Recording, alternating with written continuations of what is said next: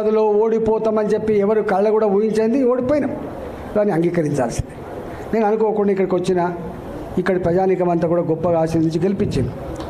మీకు తెలుసు, మీరు వస్తున్న రోజు ఇక్కడికి వస్తే ఇది పెద్ద పార్లమెంట్, 40 లక్షల ఓట్లు గుర్తుపెట్టుకోండి.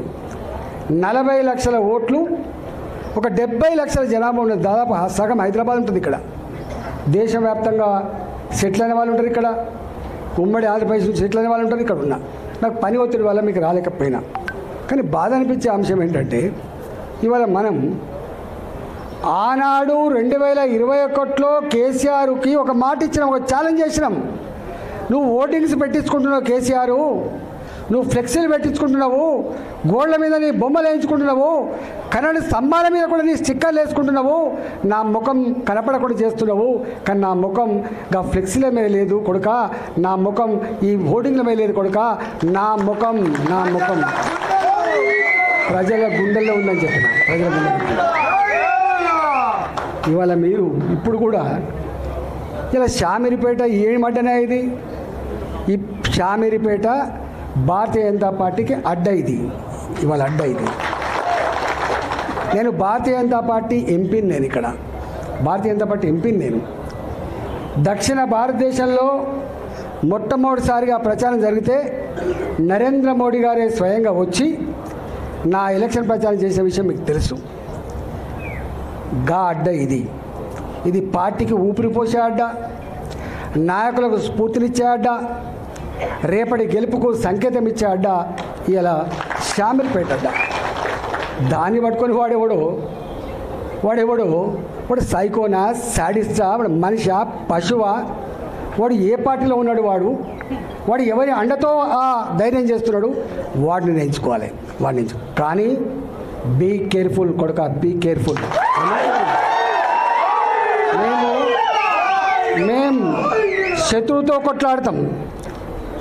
కొట్లాడతాం, కానీ కడుపుల కత్తులు పెట్టుకొని కావలించుకునే సంస్కృతి మా రక్తం లేదు కొడుక, నా రక్తం లేదు.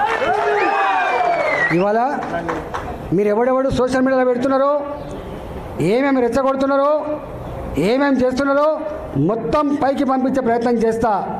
నేను అనుకుంటున్నా సంస్కారం ఉందని, సభ్యత ఉందని ఇట్లాంటి వాటిని అరికడతానని చెప్పి భావిస్తున్నా.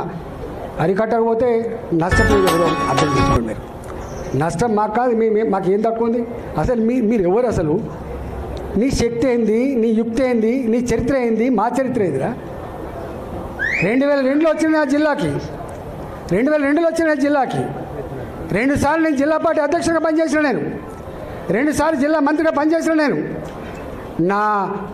నా అడుగు పడని గ్రామాలు లేవు కరీంనగర్ జిల్లాలో. ఉమ్మడి కరీంనగర్ జిల్లాలో నా అడుగులు పడని గ్రామాలు లేవు.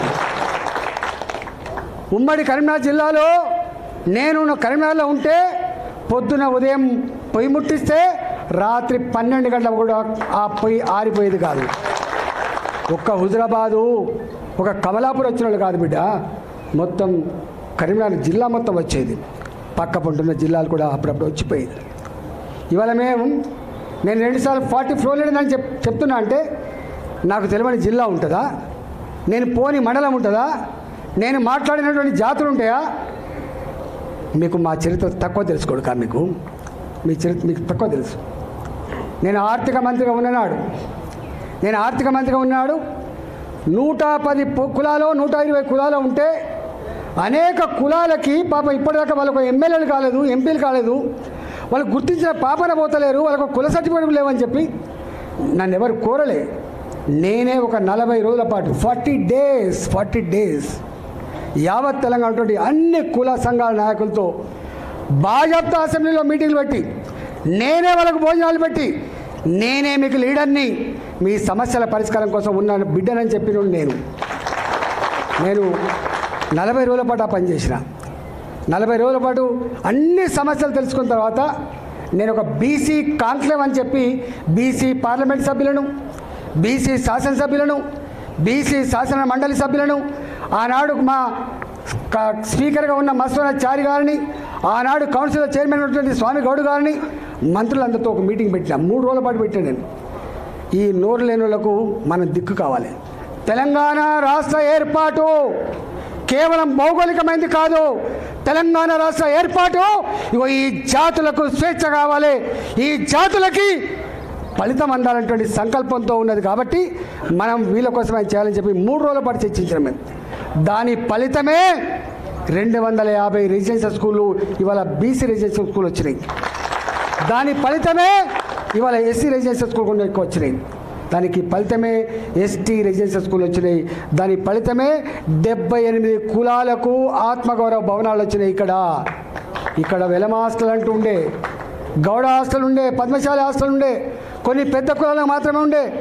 అలాంటి వాళ్ళకు కూడా ఇక్కడ ఉండాలని చెప్పి, పేదవాళ్ళకు ఉండాలని చెప్పి 78 కులాలకు ఆత్మగౌరవ భవనాలకి జాగలు ఇచ్చి ఇలా జీవోలు ఇచ్చినటువంటి దాంట్లో ఈటల రాజేంద్ర అంటూ గుర్తుపెట్టుకోండి. ఈటల రాజేంద్ర చరిత్ర గది. ఈటల రాజేంద్ర గారు ఎన్నడూ నా వార్త పేపర్లో వస్తుందా రాదా, నా వార్త టీవీలో వస్తుందా రాదా, నాకు ఈ సోషల్ మీడియా అంటే ఎందుకు తెలియదు. నేను ఇప్పుడు చూడండి, నేను దానికి అడిక్ట్ అయినోడు ఏమైపోతున్నాడు కదా, కానీ వాటిని చూసుకోవడం కాదు.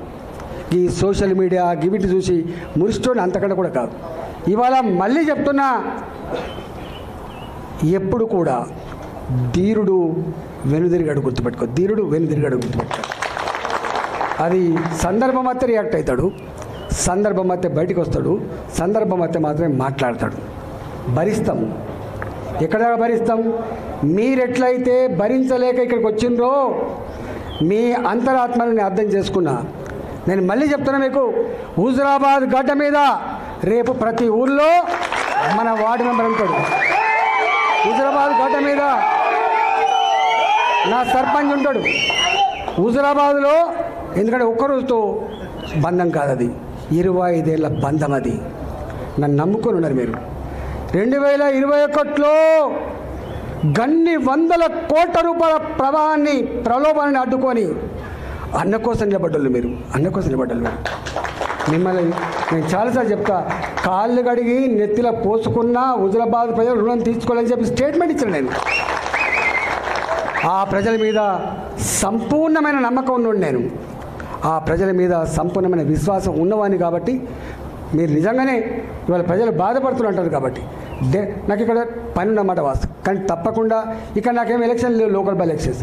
నాకున్న లోకల్ బాడీ ఎలక్షన్సే హుజురాబాద్ ఎన్నికలు. గుర్తుపెట్టాను.